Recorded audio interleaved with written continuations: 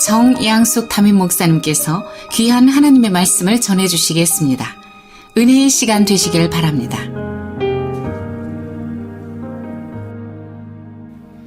여러분, 오늘 우리가 드리는 이 예배는 우리 인생에 다시 오지 않는 소중한 시간입니다. 아멘입니까?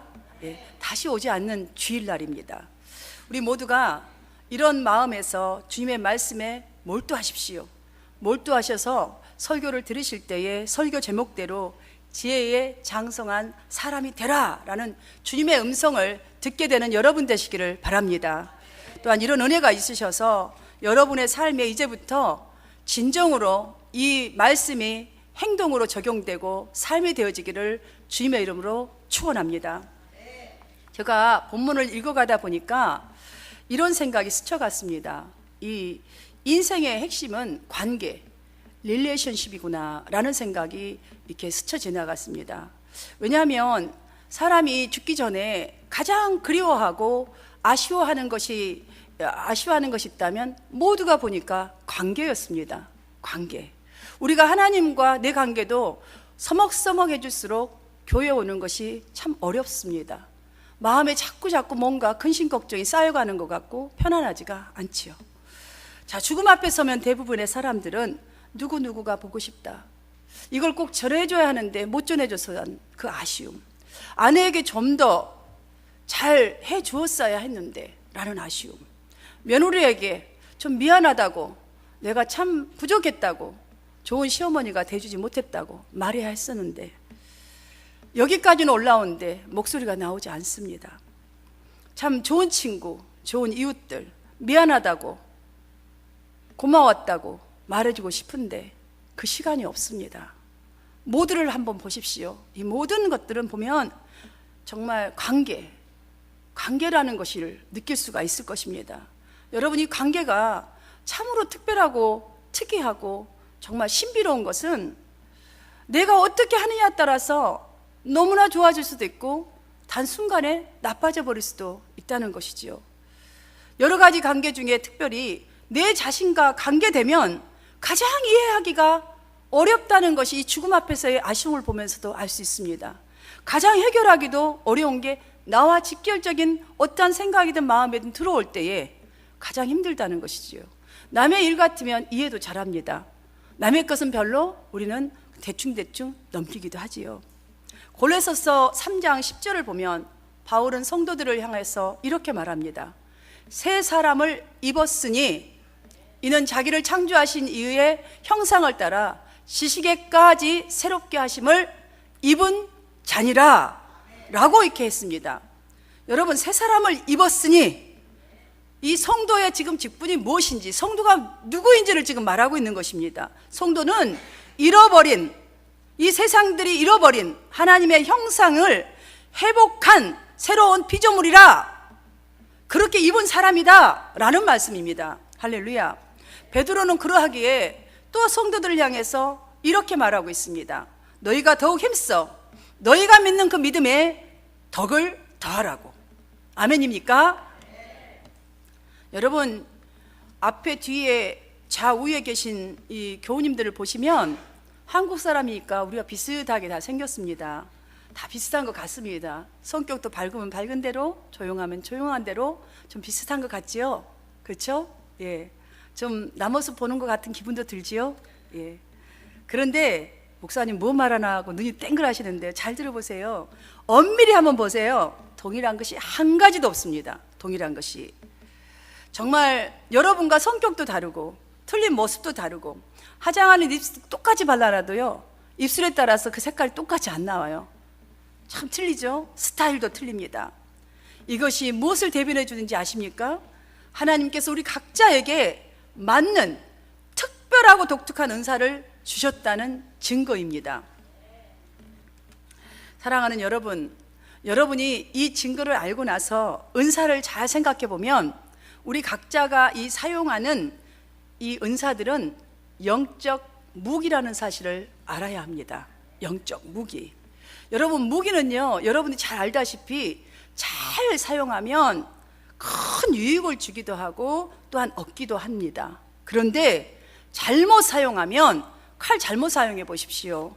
분열과 전쟁이며 파멸입니다. 우리의 은사 잘못 사용하면 파멸입니다. 하나님의 나라를 디스트로이드 시키는 나 한 사람으로 말미암아 상처를 입혀버리는 이러한 일이라는 것이지요. 이 사실을 우리가 알지 못하는가? 그렇지 않습니다. 모두 다 너무나 잘 알고 있는 사실입니다. 그런데도 우리는 사랑하는 가족인데도, 또한 한 교회 안에 형제 자매인데도 내 의견과 다르다는 이유 하나 때문에, 또 내가 보는 각도와 다르다는 것 때문에, 내가 보는 생각과 다르다는 것 때문에, 틀리다는 것 때문에 마음에 들지 않아 하고 상처를 주기도 하고 때로는 다투기도 합니다. 여러분, 그 다툼이 밖으로만 나와야 다툼인가요? 아닙니다. 속에서는 그냥 따발총을 쏴듯이 쏴대고 있습니다. 사실 간단한 일입니다. 이렇게 하지 않는 방법은, 내가 먼저 다른 사람에게 대해서 그런 생각이 들었다면, 마음에 들지 않는 것이 있다면 내가 먼저 용서해버리면 간단합니다.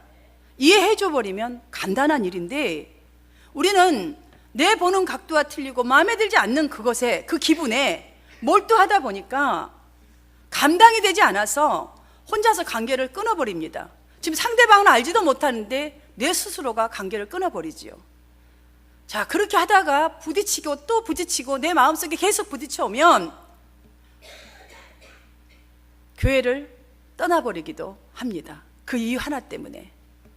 여러분, 이건 절대로 아니 됩니다. 왜냐하면 여러분 몸이 떠났으니까 당장은 편한 것 같지만 절대로 편치 않습니다. 왜냐하면 언제 어디서라도 만나게 되면 여러분이 먼저 다가 못 갑니다. 여러분이 용서했다면은 할렐루야 반가워 이럴 건데, 여러분이 뭔가 풀지 안 하고 가버렸잖아요. 다가 못 갑니다. 왜 이런지 아세요? 왜 이런 마음이 우리 속에 있을까요? 그냥 인사해도 되는데 왜 써먹써먹한 마음이 들고 왜 다가 못 갈까요? 그것은 이런 이유 때문입니다. 우리 모두는 주님의 몸된 지체로 부름을 받은 가족이기 때문입니다. 형제요 자매이기 때문입니다. 가족은, 신자들은 가정과 교회 안에서 서로 부딪힘 속에서, 여러분 그릇이 부딪히면 어떻게 됩니까? 깨지든지 금이 갑니다. 이런 속에서 깨어지면서 내 모습을 발견하게 되는 것이에요. 부부가 싫어서 싸우는 것이 아닙니다. 잘해보려고 싸우는 것이에요. 그 부딪힐 때는 서로 상처가 막 납니다. 뭔가 깨어져 버리는 기분이 듭니다. 내가 바라고 원했던 그 사랑 완전히 부서져 버린 것 같습니다. 그런데 돌이켜서 나 자신을 한번 돌아보면 그때는 아닙니다. 아, 교회는 온갖 죄인들이 모인 곳이구나. 아, 내가 죄인이었구나. 내가 좀 더 용서했더라면, 내가 좀 부족했구나. 회개하게 됩니다. 그럴 때 가정이 든든히 서갑니다. 그래서 싸움도 필요합니다. 때로는 긍정적인 싸움이라면. 그런데 그걸 오기를 가져가고 너 두고 봐 하는 걸로 가져가면 분열이 일어나는 것이지요. 사랑하는 여러분, 우리가 진정으로 이 깨어짐 속에서 주님을 만나고 찾는다면, 주님을 생각하게 된다면 저절로 내가 먼저 회개하게 됩니다. 나의 부족함을, 내가 용서 못함을, 내가 넓지 못했음을 회개하게 되지요. 그러면 생각하는 게 있습니다. 우리 그리스도인들에게는 주님이 나를 어떻게 섬기셨는지, 어떤 방법으로 나를 사랑하셨는지, 죽기까지 사랑하셨다는 그 주님의 말씀, 독생자를 주셨으니 라는 이 말씀이 내가 앞으로 행해야 될 거라는 것을 깨닫게 되지요. 바로 이것이 든든하게 성숙하게 신앙을 세워가는 과정입니다. 이 깨어짐과 부딪힘과 이런 것이 없다면 신앙은 잘할 수가 없습니다. 우리가 상처가 없고 어려운 일이 없다면 우리의 삶은 발전이 없습니다. 실패해 보았기 때문에 연구를 하게 되는 것이고, 실패했기 때문에 다시 일어나서 새롭게 도전하는 것입니다. 사랑하는 여러분, 오늘 본문 말씀을 보니까 고린도 이 성도님들은 신령한 은사를 받은 사람들이 참으로 많았던 것 같습니다. 그러니까 아마 예배가 좀 예배 출중하고 또 열심으로 신앙생활을 잘했던 성도들이 많았던 것 같습니다. 그런데 교회에서 실제로 일어날 수 있는 상황을 바울 사도가 예를 들어서 방언과 예언, 은사들에 대한 이 활용과 그에 대한 결과에 대한 이 교훈을 한 것으로 보아서는 고린도 성도들 간에 문제가 끊임없이 있었다는 것을 또한 짐작이 됩니다. 19절에 보면 교회에서 남을 가르치기 위하여 깨달은 마음으로 5마디 말을 하는 것이 1만 마디 방언으로 말하는 것보다 낫다라고 지금 교훈하고 있습니다. 29절로도 보니까 너희가 모일 때에 각각 찬송시도 있고 가르치는 말씀도 있고 계시도 있고 방언도 있고 통역함도 있나니 모든 것을 덕을 세우기 위하여 하라 라는 이 말을 강조하고 있는 것을 보니까 여러분, 그들이 아무리 큰 은사를 가지고 여러분 내 은사만 독특하다고 막 여기서 방언만 하고 있어 보세요. 초신자가 알아듣습니까? 새로 오신 분들이 다 미쳤다고 하죠. 도대체가 저 사람 왜 저러는 거야 이러죠. 은혜가 안 된다는 것이에요. 그래서 말씀하지 않습니까? 예언을 믿는 자들은 예언을 가지고, 예언이 무엇입니까? 하나님의 말씀이라는 거예요. 말씀. 이 말씀을 가지고 지혜롭게 질서에 따라 예배하고 질서에 따라 행동하라는 것입니다. 그렇게 덕을 세워 가라라는 것입니다. 내 것만 출중하다고 그저 튀지 말고 좀 여러 사람을 두루두루 살펴보면서 말씀의 질서에 따라 은사를 잘 사용하고 또한 우리가 행동해야 한다는 것을 강조하고 있습니다. 여러분, 우리가 모이면 예배합니다. 이 속에 찬양도 있고 말씀도 있지요. 이 속에서 무엇을 깨달아고 이 예배에 질서 있는 것을 이렇게 주었을까요? 왜 순서를 두었습니까? 하나님의 뜻을 깨닫고 하나님의 세우신 질서에 따라 행하라 한다는 것을 지금 우리로 하여금 듣고 알게 하고 있는 것입니다. 여러분, 예배 드리는 것은요 그냥 와서 하나님하고 부르고 내 거 찾아서 가는 것이 아니에요. 이 말씀을 따라서 뜻을 깨닫고 하나님의 말씀을 쫓아서 살아가면서 주님으로부터 받은 그 응답과 주님이 하시는 일들과 이것이 나의 삶이 되어야 한다는 것이지요. 그러려면 먼저 우리가 지체 속에서 질서를 따라 생활하고 사람들을 대할 때도 이런 질서에 따라 예언의 말씀에 따라 하라는 말씀이지요. 태초에 보면 성경에 뭐라고 태초에 세상이 어떠했다고 기록되어 있습니까? 혼돈하고 또 공허하고 무질서했다고 했습니다. 아무것도 없고 정말 깜깜하고 도대체가 뭐가 뭔지 아무것도 모르는 그런 상황이었는데 성경을 보니 뭐라고 되어 있습니까? 하나님이 엿새 동안에 창조를 통해서 완전한 질서를 자리 잡힌 세상으로 탁 세워놓으셨습니다. 자, 빛은 빛대로, 있어야될 나무들은 나무대로, 새대로 모든 갖춰놨습니다. 그리고 우리 인간을 가장 나중에 만드시고 정복하고 다스리라 했습니다. 자, 그렇다면 모든 피조물들이 해야 할 일은 무엇이겠습니까? 무엇이죠, 여러분? 그냥 만들어 놓은 그대로 순종하고 누리면 됩니다. 그대로 하면 됩니다. 순종하면 돼요. 우리가 장깨 쓰다가 보세요. 장깨 쓰다가 와서 하는 그 생각 하나 때문에 오만 짓 하다가 뭘 하겠습니까? 그 결과 죄인이 되어버렸고 결과로는 사망에 처하게 되었지 않습니까? 그냥 그대로 순종하면서 그 질서에 따라 살았으면 행복했을 거예요. 지금까지도 주님이 오셔야 될 필요도 없고 우리는 그냥 행복 속에서 영원히 살았을 것입니다. 그런데 그렇지 못했어요. 우리의 생각이 이 정도로 복잡하고 공허합니다. 여러분, 여러분의 생각이 예배 속에서 벗어나버리면, 주님의 마음에서 벗어나버리면 어떻게 되겠습니까? 그렇다면 질서가 무너지면 태초의 세상처럼 우리의 생각과 우리의 마음은 혼돈되어지고 공허해지고 무질서해질 수밖에 없습니다. 근심과 한심이 떠날 날이 없습니다. 이와 같이 우리는 지난 6일 동안에 세상 속에서 무질서했던 진짜 우리의 마음, 정말 살다 보니 내 마음이 무질서하게 되었습니다. 하나님을 향한 그 믿음 또한 정말 질서가 없고 혼돈되어 있습니다.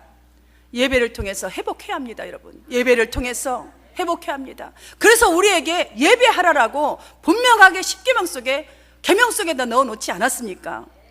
하나님과의 관계도, 가족과의 그 멀어진 이 정말 관계도, 교회 지체하에 섭섭했던 서먹서먹한 그 관계도 회복되도록 사랑하는 여러분들이 이제부터 말씀의 질서를 따라 예배를 회복하는 데 집중하는 여러분 되시기를 주님의 이름으로 축원합니다. 사랑하는 여러분, 예배 회복에서는 우리의 행함이 꼭 필요합니다. 지금 오늘 본문에서는 그 행함 중에 하나를 성도 간에 서로 섬기고 교제하는 것에 말합니다. 가진 은사를 활용하는 데 말하고 있습니다. 친절하게 대하라고 말합니다. 다가가라고 말합니다. 사랑하라고 말합니다. 바울은 고린도 교인들에게 지혜는 아이가 되지 말고 악에는 어린아이가 되라라고 합니다. 참 우리는 반대로 많이 합니다. 하나님의 말씀은 출중해서 정말 출중하지 못해서 알기는 많이 아는데 판단하고 정죄하는 쪽으로 많이 갑니다. 아기처럼 분별도 잘 못합니다. 무엇이 옳고 그른지도 그러면서 판단하고 있지요. 아기는 어른이 돼야 되는데 분별을 못해서 그때는 어른처럼 또 왜 저러는 거야 이러고 있잖아요. 내 모습은 엉망이면서. 지혜는 장성한 사람이 되라.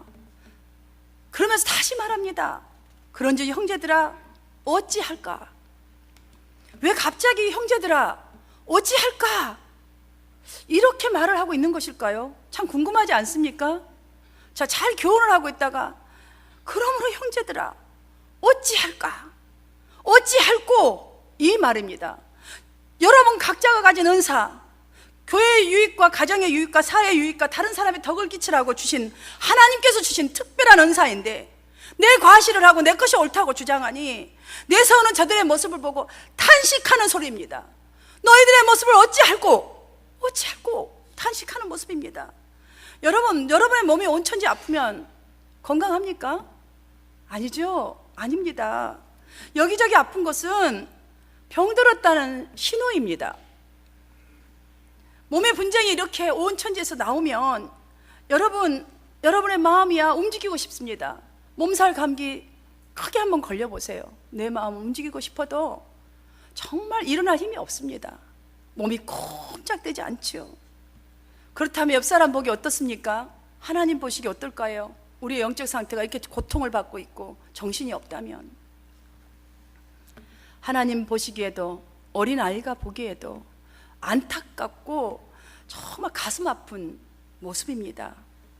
사랑하는 여러분, 저와 여러분이 가진 은사는 정말 꼭 필요한데 바르는 약과 같고 먹는 약과 같은 것입니다. 여러분이 가진 은사 꽁꽁 묶어놓지 마십시오. 익스파일 되면 쓰지도 못해요.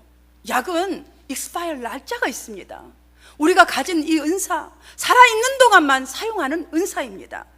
아픈 곳에 빨리 치유될 수 있도록 여러분 형제의 눈에 보입니까? 여러분 눈에 형제의 아픔이? 아니면 뾰루퉁한 모습이 보입니까? 찔려버리는 게 보입니까? 모기를 들고 날치는 게 보입니까? 그 약을 들고 가십시오. 먹이십시오.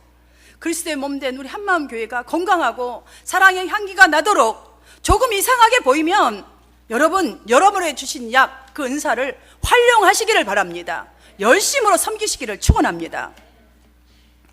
오늘 물론 우리가 이렇게 오늘날 지금까지 살아오면서 보니까 상대방의 이 말과 행동이 이해되지 않을 때 참으로 많지요. 남편도 아내도 형제도 자매도 정말 이해되는 거, 이 세상도 이해되는 거, 이해되지 않는 것 너무나 많습니다.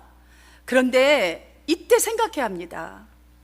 내가 이렇게 이해되지 않는 이것들이 저들이 나를 볼 때도 참으로 이해되지 않을 거라고, 정말 마음에 안 들 거라고. 우리 모두가 이런 생각을 한다면 여러분 보고 그 모습 이해해 주라고, 감싸 주라고, 격려해 주라고, 하나님께서 나에게 정말 나를 이렇게, 우리 각자를 이렇게 틀리게 만들어 주셨고 틀린 은사를 주신 것을 깨닫게 될 줄 믿습니다. 우리가 잘 알고 있듯이 여러분 아이들의 특징이 많지요. 여러분 특징 제가 10가지만 한번 생각을 해보았습니다. 간단하게 이 아이들과 그다음에 영적인 어린아이와 같은 영적 상태를 생각하면서 한번 들어보십시오. 하나, 아이들은 순수합니다. 둘, 젖을 먹습니다. 셋, 깨닫고 분별하는 데 있어서는 어른보다는 참으로 미숙합니다. 모자랍니다. 넷, 불편하거나 힘든 것은 절대로 참지 못합니다. 다섯, 용서할 줄 모릅니다. 여섯, 간사한 유혹, 세상의 풍조에는 금방 빠져버립니다. 장난감 하나 좋은 것만 있어도 엄마 여기 있어도 엄마 잊어버립니다. 장난감 쫓아갑니다. 일곱, 어른들은 잘 넘어지지 않지요. 아이들은 혼자 가다도 괜히 넘어집니다. 다리 힘이 없어서 넘어지든 아무튼 정신없이 가다가 넘어지든 잘 넘어집니다. 여덟, 보면 본 대로 들으면 듣는 대로 말합니다. 아홉, 떼쓰면 뭐든 되는지 압니다. 애기들 갓난이도 보십시오. 아 울면 엄마 젖주잖아요. 그러니까 그냥 그래서 우는 거예요. 뗐으면 준다는 걸 알기 때문에. 아이들도 조금 자라면 뒤로 넘어지잖아요. 뗐으면 해줬기 때문에. 사랑받기만 원하지 줄 줄은 모르는 특징이 있습니다. 그런데 신앙도 이와 같은 특징이 있습니다. 신앙생활에도 어린아이 때, 즉 초신자일 때는 이러한 모습이지만 괜찮습니다. 왜냐하면 아직 세상 사람이 막 왔기 때문에 아이와 똑같습니다. 여러분 그 이해해 주셔야 합니다. 왜 저 사람 성품이 왜 저래? 이러지 마세요. 지금 교회 생활 인자했다면 어린아이예요. 마땅한 일이에요. 그러나 여러분 기억해야 합니다. 어린아이는 이러한 모든 과정이 있지만 육신이 자라갑니다. 이런 과정 속에서 자라가는 것입니다. 그런데 참으로 신기한 것은 신앙은 왜 안 자라는지 모르겠어요. 머릿속은 자라가는데요, 열매가 자라지 않아요. 자라지 않아요. 신앙도 이러한 과정 속에서 자라야 한다는 것을 우리는 절대로 잊지 말아야 합니다. 우리 속담에 서당계 3년이면 풍어를 읊는다 라는 말이 있죠. 고린도 성도들이요, 신령한 은사를 추구하고 정말 신령한 은사를 지금 이렇게 말하는 걸 보니까 사모했던 것으로 보아 신앙생활도 상당히 오래 했고 또 한 가지 은사들도 참으로 많았어요. 그런데 문제는 아직도 신앙이, 그들의 중심에 있는 신앙이, 행동으로 보여지는 신앙이 어린아이 수준이었다는 것입니다. 그러하기에 바울이 고린도 교인들에게 말한 이 강한 메시지가 있습니다. 제발 자신들이 좋아하는 달콤한 것만 고집하지 말고 점차 단단한 음식 좀 먹고 쓴 음식도 좀 먹으면서 적응해야 한다는 것입니다. 마음이 좀 불편해도 용서하고 인내하고 힘든 고난도 좀 짊어져 보라고 말합니다. 너 것만 옳다고 주장하지 말고 다른 사람도 좀 살펴보라는 것입니다. 너만 아프다고 아우성 치지 말고 다른 사람이 아픈 것도, 저 사람이 섬기고 있는 그 아픔도 좀 이해 좀 해보라는 것입니다. 말 못하는 개도, 강아지도 3년 동안 본 것을 풍어를 이루는다는데, 우주 만물에서 하나님의 그 형상을 따라 만든 최고의 작품이자 하나님의 신묘막측한 계획을 나를 통해서 이루시기 위해서 은사를 주시고 나를 불러주셨는데, 이런 성도인데 교회를 이 정도로 다녔다면 아기 신앙을 이제 좀 벗어나야 되지 않겠냐라는 말입니다. 그렇게 은사도 있고 방언도 하는데 언제까지 아기 신앙으로 있을 것이냐, 언제 은혜를 좀 표출할 것이냐, 덕을 끼칠 것이냐라는 말입니다. 그래서 형제들아, 지혜는 장성한 사람이 되라 라고 지금 촉구하고 있는 것입니다. 여러분, 우리 모두가 이 음성을 듣게 되기를 간절히 바랍니다. 초신자들은 초신자들대로, 교회를 오래 다닌 성도는 성도대로 교회에 유익을 끼치는 일이, 남에게 덕을 끼치는 일이 과연 무엇인지 알고 성경이 지금 말하는 질서를 따라서, 잘 듣고 이 질서를 따라서 각자가 좀 실천해 보십시오 라는 권면입니다. 신앙생활이 오래되신 분들은 어린아이와 같은 이 성도들이 이렇게 보여질 때는 그들의 신앙이 잘 자랄 때까지 인내와 함께 좀 섬겨주어야 합니다. 또한 초신자나 교회 다니신 지 오래 안 되시는 분들은 아직 교회 질서 잘 모르잖아요.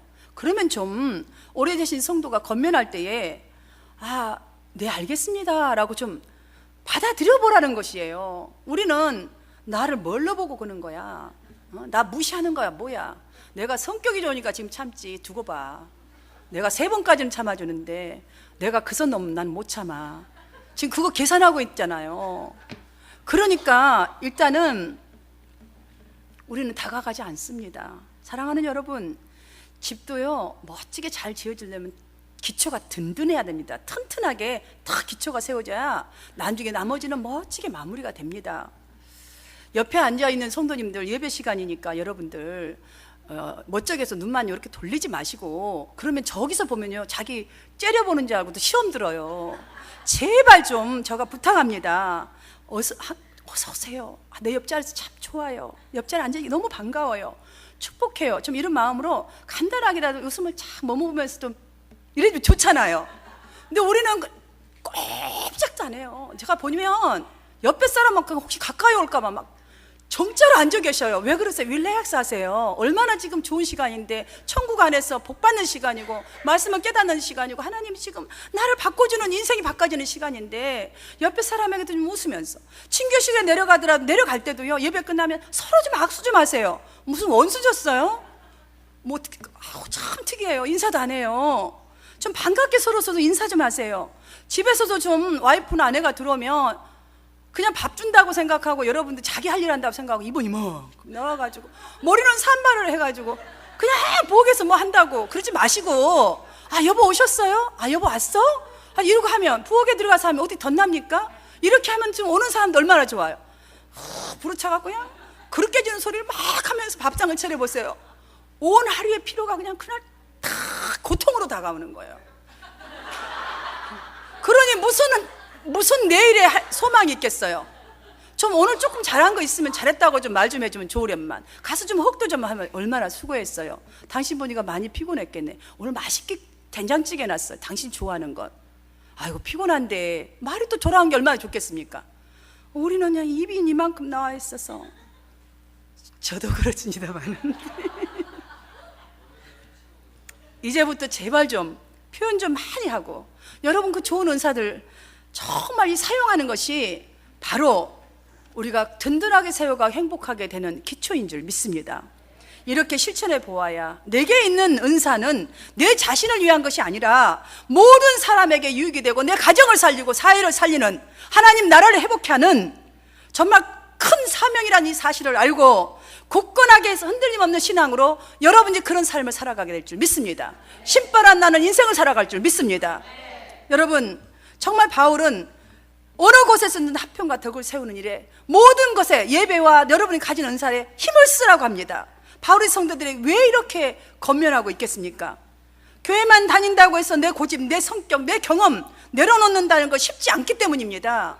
너무 안 내려놓으니까 지금 이 권면을 하고 있는 것입니다. 얼마나 안 내려놨으면 그들을 향하여 이 말을 했겠습니까?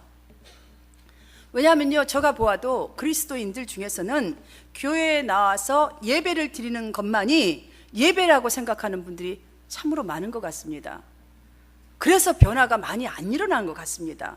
그래서 삶에 이 말씀들을 받고 은혜 받는 것이 삶으로 이어지지 않는 것 같습니다. 말씀을 들어도 은혜를 받습니다. 왜냐하면 그 익숙해진 마음을 그대로 놔둔 채로 그냥 겉으로 귀로 들리는 은혜 받습니다. 그러다 보니까 이 말씀들이 결국은 삶으로 이어지지를 않는 것이에요. 그래서 어린아이 수준에서 머무는 그런 신앙생활을 10년이든 15년이든 지속적으로 해가는 것이죠. 그러다 보니 성도 누구가 한마디만 하면 그냥 삐져버리는 것입니다. 왜냐하면 아까 받은 은혜가 연결되지 않기 때문입니다. 사랑하는 여러분, 적용해야지 마음먹은 것으로 끝나버리면 안 됩니다. 마음 먹었다면 이제부터는 실천하시기를 바랍니다. 여러분 제발 예배에 좀 집중하십시오. 수요예배 나오면요, 목요일 하루만 사면 됩니다. 금요일에 예배 나오면 말씀 듣는 걸 토요일 하루만 사십시오. 주일날 예배 나오면요, 월, 화, 이틀 살 수 있어요. 여러분 충분히 할 수 있습니다. 여러분 멋지신 분들 아닙니까? 근데 일주일에 한 번만 하니까 배로리가 정말 핸드폰도 매일 찾아야 되는데, 우리의 기억 속에, 세상의 풍파 속에 어떻게 그 말씀을 다 기억하겠습니까? 너무나 게으릅니다. 놀기는 바쁘고. 사랑하는 여러분, 그래서 어떻게 우리가 풍어를 읽겠습니까? 개도 풍어를 읽는다는데 우리는 언제 읽겠습니까? 사도 바울은 로마서 12장 1절 중반에서 너희의 몸을 하나님이 기뻐하시는 거룩한 산 제사로 제물로 드리라. 이는 너희가 드릴 영적 예배니라 라고 했습니다. 여러분 영적 예배를 드리라고 합니다. 영적 예배가 무엇입니까? 우리의 이성과 논리를 하나님 앞에 굴복시키는 것입니다. 그냥 의식적인 구약 예배와는 달리 신약의 제사장인 우리는 여러분의 전 삶이 주님을 섬기듯이 내 자신이 좀 섬겨보는 거예요. 내 자신을 내려놓고, 나의 자존심도 내려놓고 좀 참아보고 하라는 것입니다. 이것이 우리가 드릴 영적 예배인 줄 믿습니다. 사랑하는 여러분, 오늘 바울 사도가 고린도 교인들에게 가르치고자 했고 권면했던 것을 통해서 제가 교훈 몇 가지를 정리하면서 말씀을 마치겠습니다. 가장 성숙한 성도, 가장 아름답고 은혜로운 성도는 첫 번째, 덕을 세우는 성도입니다. 둘째, 자신의 은사를 결코 소홀히 하지 않고 활용하는 성도입니다. 셋째, 사랑과 온유를 겸비한 성도입니다. 사랑하는 성도 여러분이 깨달은 은혜가 있습니다. 이미 하나님으로부터 참 송알송알 많은 은사들이 있습니다. 이 모든 것들은 형제 자매에게 덕을 세우는 일에, 교회에 유익이 되는 일에, 또한 가족을 세우는 일에, 더 나아가서는 여러분 직장에서, 사회에서 그 사회를 살리는 일에 당장 실천하라고 주신 것입니다. 실천하시기를 축원합니다. 우리 한마음 교회가 살아있는 예배자가 넘쳐나고 여러분 모두가 되어지고, 또한 여러분의 삶이 날마다 묶여지는 담이 열려져 버린 역사가 일어나고, 사랑이 넘치는 행복한 교회와 가정이 되기 위해서 여러분이 가진 은사를 묻어두지 마시고 모두 꺼내십시오. 모두 꺼내십시오. 남김없이 씨를 뿌리듯이 행하실 때에 서로 하나님의 거룩하신 질서가 정말 행하는 이 속에서 회복되어지고, 믿음, 소망, 이 사랑을 온 교회가, 또한 여러분의 가정이, 이 사회가 체험하고 누리게 될 줄 믿습니다. 우리 각 이 성도님들의 성숙한 믿음으로 여러분이 가는 곳이 회복되어지고, 가정이 회복되어지고, 행복해지고, 혼탁한 사회가 구원의 역사가 날마다 되어 가시기를 예수님 이름으로 축원합니다. 기도드리겠습니다. 하나님 아버지, 감사드립니다. 하나님, 우리에게 이 주신 신묘막직한 이 은사들 이제 더 이상 묻어두지 말게 하시고, 하나님 꺼내어서 활용하고 또한 덕을 세우는데 쓰임받도록 하나님 행하게 하여 주시옵소서. 이 시간 결단하는 이 은혜 묻어두지 말게 하옵시고, 아버지 행하여서 하나님께서 이루시고 하나님께서 열매 맺게 하여 주시옵소서. 예수님 이름으로 감사드리며 기도하옵나이다. 아멘.